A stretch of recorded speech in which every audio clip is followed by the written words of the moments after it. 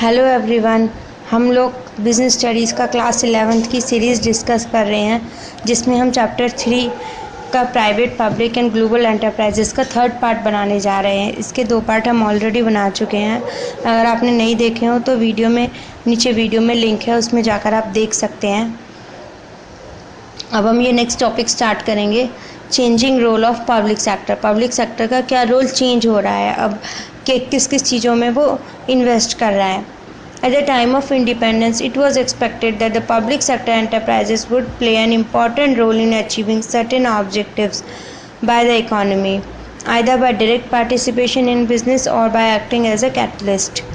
कि जब इंडिपेंडेंस हुआ, हमारा देश आज़ाद हुआ, तब हमें ये सोचते थे कि जो पब्लिक सेक्टर एंटरप्राइज है वो इम्पोर्टेंट रोल प्ले करेगा कुछ ऑब्जेक्टिव्स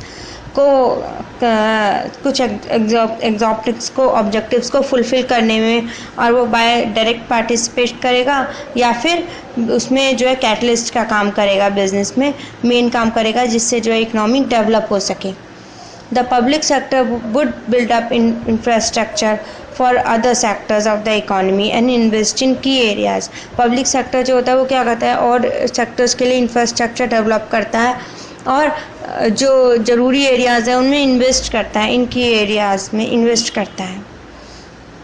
अब प्राइवेट सेक्टर्स जो होते हैं वो जो है was unwilling to invest in the project which require a heavy investment. जहाँ पर ज़्यादा इन्वेस्टमेंट रिक्वायर होती है वहाँ पर जो है प्राइवेट सेक्टर इन्वेस्ट नहीं करना चाहते, तो वहाँ पर क्या करते हैं, वहाँ पे गवर्नमेंट काम करती है। The government then took it upon itself to develop infrastructure facilities and provide for goods and services essential for the economy. जो इकोनॉमी के लिए ज़रूरी है, तब गवर्नमेंट उन गुड्स एंड सर्विसेज को प्रोवाइड करती है, उस फैसिलिटीज़ को डेवलप करती है। जैसे रेलवे की फैसिलिटीज़ हैं, रोड है, रेलवेज़ हैं, ये सब गवर्नमेंट के अंडर आते हैं। तो जो The 5-year plans in the initial stage of development gave a lot of importance to the public sector. उसने public sector को ज़्यादा importance the. In the 1990s में क्या हुआ, the new economic policies emphasized on liberalization, privatization and globalization। जो नई policy आई उसमें किस चीज़ पर जोर दिया गया, लिबरलाइजेशन पे, प्राइवेटाइजेशन पे और ग्लोबलाइजेशन पे। The role of public sector was redefined. उसमें पहले ही बता दिया गया था कि पब्लिक सेक्टर का ये रोल होगा। It was not suppose to play a passive role but to actively participate. अब जो है उसको एक्टिवली पार्टिसिपेट करना था हर चीज़ में, and to compete in the market with other private sector companies in the same industries. जो सेम उसमें गुड्स में डील करती है प्राइवेट सेक्टर कंपनीज है, उनसे उसको कंपेयर करना था, उसको कम्पीट करना था। They were also held accountable for the losses and return on investment. जितनी उसकी लॉस होंगी वो भी उसी की होंगी पब्लिक सेक्टर की, और जो रिटर्न आएगी इन्वेस्टमेंट पे वो भी उसी की होगी। If the public sector was making losses continuously, अगर पब्लिक सेक्टर लगातार उसमें जा रही है, लॉस में जा रही है, अगर उसको प्रॉफिट नहीं हो पा रहा है, it was refer to the board for industrial and financial reconstruction. फिर वो क्या करेगी, इंडस्ट्रियल और फाइनेंशियल रिकन्स्ट्रक्शन को फॉलो करेगी, उसको बोर्ड उसके को सौंप दिया जाएगा उसको, फॉर कंप्लीट ओवरहॉलिंग और शट डाउन, जिससे वो अगर वो प्रोसेस वो प्रॉफिट नहीं दे पा रहा है तो उसको बंद कर दे। Various committees were start up for starting the working of inefficient public sector units with reports on how to improve their managerial efficiency and profitability. बहुत सारी कमिटीज़ डेवलप की गई कि जो है पब्लिक सेक्टर को देखती थी कि क्यों वो इनएफिशिएंट काम करता है, क्यों उसमें प्रॉफिट नहीं होता, और उसके क्या क्या तरीके हो सकते हैं जो वो प्रॉफिट करे, जो उनकी एफिशिएंसी इम्प्रूव हो। The role of public sector is definitely not what envisaged in the early 1960s और 70s में जो रोल था पब्लिक सेक्टर का वो अब नहीं है, अब चेंज हो रहा है पब्लिक सेक्टर का रोल। तो फर्स्ट क्या है, डेवलपमेंट ऑफ इंफ्रास्ट्रक्चर, वो जो है इंफ्रास्ट्रक्चर को डेवलप कर रहे हैं। In pre independence period the basic infrastructure was not developed and therefore the industrialisation progress was at very slow pace. पहले क्या था, इंडिपेंडेंस से पहले इंफ्रास्ट्रक्चर डेवलप ही नहीं था और इंडस्ट्रियलाइजेशन भी बहुत धीरे धीरे चल रहा था। The private sector did not show any initiative to invest in heavy industries. Private sector जो प्राइवेट लोग थे वो क्या करते थे, वो जो है हैवी इन्वेस्टमेंट करना नहीं चाहते थे to develop it in any manner. They did not have trained personnel, उनके पास ट्रेंड लोग भी नहीं थे, और फाइनेंसेस, उनके पास इतने पैसे भी नहीं होते कि वो immediately establish heavy industries which was the requirement of the economy, जो इकनॉमी के लिए ज़रूरी थी। तो अब क्या था, ये सारा काम गवर्नमेंट का था। It was only the government which could mobilise huge capital, corporate, industrial, construction and train technicians and workforce. तो ये क्या था, ये गवर्नमेंट का काम था कि वो जो है ट्रेन टेक्नीशियंस को अपॉइंट करे, वर्कफोर्स को अपॉइंट करे और इंडस्ट्रियल कंस्ट्रक्शन में हेल्प करें। Road, railways, sea and air transport was the responsibility of the government. ये सब गवर्नमेंट की रिस्पॉन्सिबिलिटी थी, रोड की, रेलवे की, सी की, एयर की, ट्रांसपोर्ट की।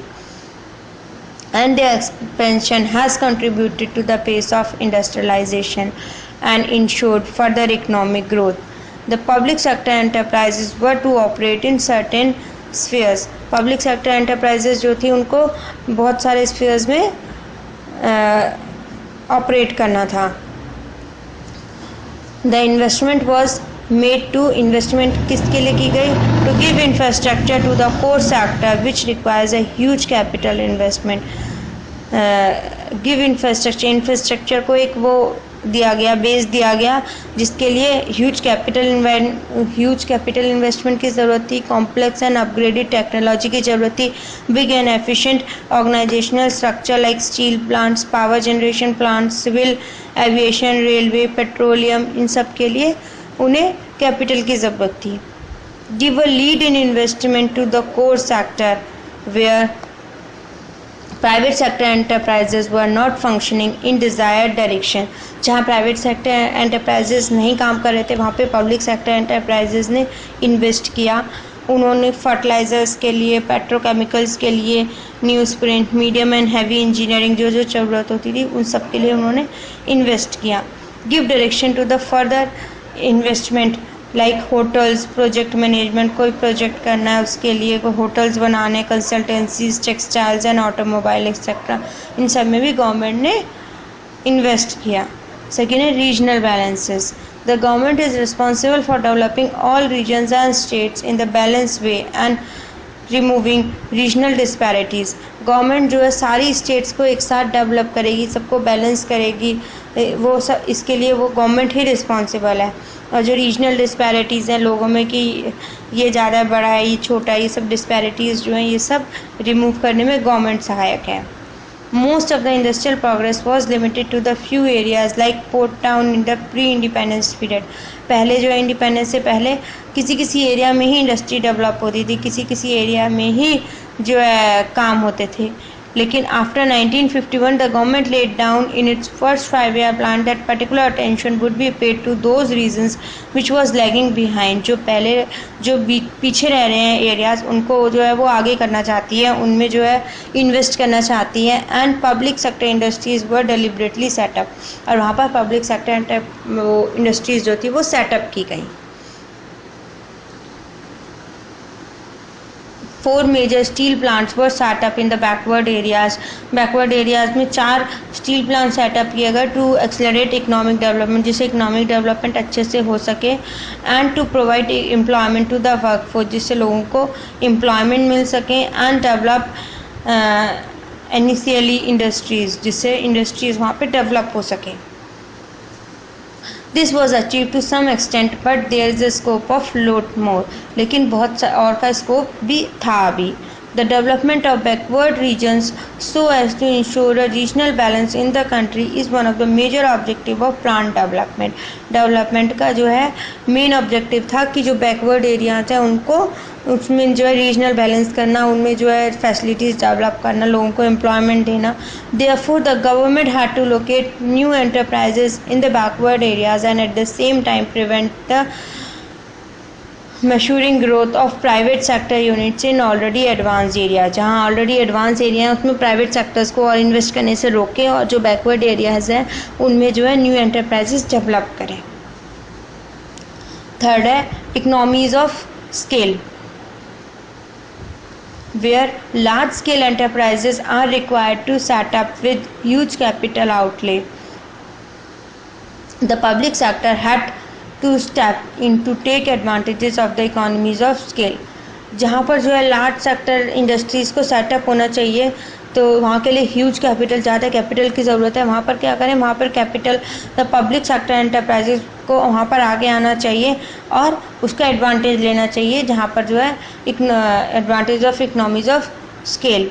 इलेक्ट्रिक पावर प्लांट्स, जहाँ पे इलेक्ट्रिक पावर प्लांट डेवलप है, नेचुरल गैस है, ये petroleum and telephone industries are some of the examples of the public sector setting up large scale unit, जहाँ पर उन्होंने लार्ज स्केल यूनिट सेटअप करी है. These units require a large base to function economically which was only possible with the government resource, जो government resource से ही possible थी, and mass scale production. Check over concentration of economic power. जो government की concentration थी economic power की, उस पर जो है कौन चेक कर सकता है, कौन ध्यान रख सकता है उसका, public sector enterprises. The public sector enterprises act a check over private sector. वो प्राइवेट सेक्टर का पे ध्यान रखते हैं कि वो क्या काम कर रहे हैं, क्या काम नहीं कर रहे. In private sector there are very few industrial houses which would be willing to invest in heavy industries, with the result that the wealth get concentrated in few hands. Private sector enterprises में ऐसी बहुत कम industry हैं जो है heavy industries में invest करना चाहते हैं, और उससे क्या होगा कि जो वेल्थ होगी जो वो कुछ ही हैंड्स में चली जाएगी. पैसे जो है जो अमीर लोग हैं खाली उन्हीं के पास वेल्थ आ जाएगी. And monopolistic practice was encourage, और इससे क्या होगा, मोनोपोलिस्टिक प्रैक्टिस इनकरेज हो जाएगी. This give rise to inequalities in income. इससे जो है इनइक्वालिटीज़ ऑफ इनकम आ जाएगी कि जिसके पास पैसे हैं वो इन्वेस्ट कर रहा है हैवी उसमें, और उसी के पास पैसे बढ़ते जा रहे हैं. तो इससे क्या आ जाएगी, inequalities in income, and which is determinal to society, और ये सोसाइटी के लिए अच्छा नहीं है. तो public sector enterprises is able to set up large industries. तो क्या करे, गवर्नमेंट लार्ज इंडस्ट्रीज सेटअप करे which requires a heavy investment, and thus the income and benefits that occur was shared by the large number of employees. क्या हो, government जो है ये large sector enterprises develop करे और जो बेनिफिट्स मिले वो जो है एम्प्लॉयज़ में और वर्कर्स में भी शेयर करे. This prevents the concentration of wealth and economic power in private sector. इससे क्या होगा, प्राइवेट सेक्टर एंटरप्राइजेज खाली उसके पास ही ज़्यादा वेल्थ और इकोनॉमिक पावर नहीं जाएगी, सब में डिस्ट्रीब्यूट होगी. नेक्स्ट है import substitution. During second and third 5-year plan period, India was aiming to be self-reliant in many spheres. India जो है कई चीज़ों में सेल्फ रिलायंट होने की सोच रही थी. उसे जो है इम्पोर्ट, वो चाह रही थी कि इम्पोर्ट लोग बाहर से इम्पोर्ट कम किया जाए. Obtaining foreign exchange was also a problem and it was difficult to import heavy machinery. जो heavy machinery थी वो बाहर से लानी मुश्किल हो रही थी, जिससे जो है require a strong industrial base. At that time, public sector companies involved a heavy engineering which would help in import substitution was established. जब क्या किया गया, पब्लिक सेक्टर वो कंपनीज डेवलप की गई जो हाई इंजीनियरिंग, जो हैवी मशीनरी बनाती थी, और इससे क्या हुआ कि इम्पोर्ट को हम कम कर पाए, इम्पोर्ट को सब्सटीट्यूट कर पाए. Simultaneously, several public sector companies like STC and MMTC were played an important role in expanding exports of the country. उन्होंने क्या कहा कि एक्सपोर्ट्स बढ़ाए कंट्री के, यहाँ जो गुड्स कंस्ट्रक्ट होते थे वो बाहर बेचे जाते थे. Government policy towards the public sector since 1991 के बाद क्या क्या पॉलिसीज़ थी गवर्नमेंट की. The Government of India has introduced major 4 reforms in the public sector in its new industrial policy in 1991. 1991 में एक नई इंडस्ट्रियल पॉलिसी लागू की उसने, और उसमें उन्होंने कई सारे रिफॉर्म्स दिए. तो the main elements of the government policy are as follows. क्या क्या थे? First, restructure and revive potential viable PSU. उसने जो है जो थी रिवाइवल पोटेंशियल जो थी लोगों की, उसको रिवाइव करना चाहा. Close down PSU which can not be revived, और जो रिवाइव नहीं कर पा रही जो कंपनीज, उनको बंद किया, क्लोज डाउन करा. Bring down government equity in all non strategic PSUs.